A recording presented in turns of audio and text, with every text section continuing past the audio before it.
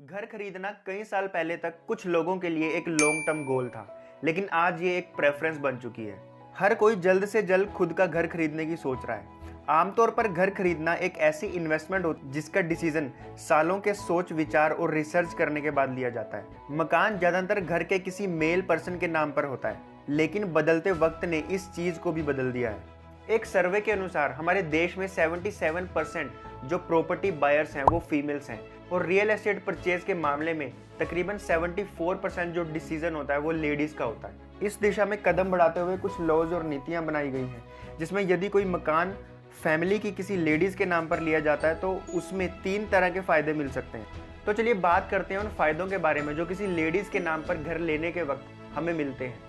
तो सबसे पहला जो फायदा मिलता है वो मिलता है लो रेट ऑफ इंटरेस्ट। हर व्यक्ति चाहता है कि अगर वो कहीं से लोन ले तो उसे कम रेट ऑफ इंटरेस्ट पर लोन मिले। तो यदि किसी लेडीज के नाम पर घर लिया जाए तो housing finance companies 0 to 5% to 5% come rate of interest पर लोन ऑफर करती हैं।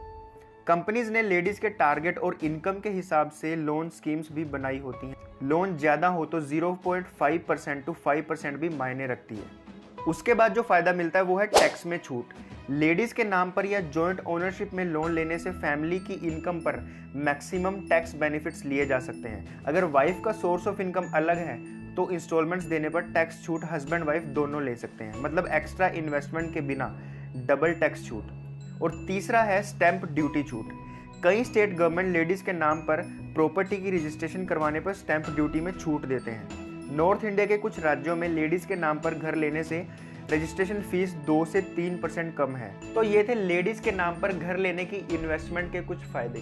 तो अगर आपको ये वीडियो इन्फॉर्मेटिव लगी तो हमें कमेंट कर बताएं, वीडियो को लाइक करें, शेयर करें और सब्सक्राइब करना ना भूलें। तब तक के लिए जय हिंद, जय भारत।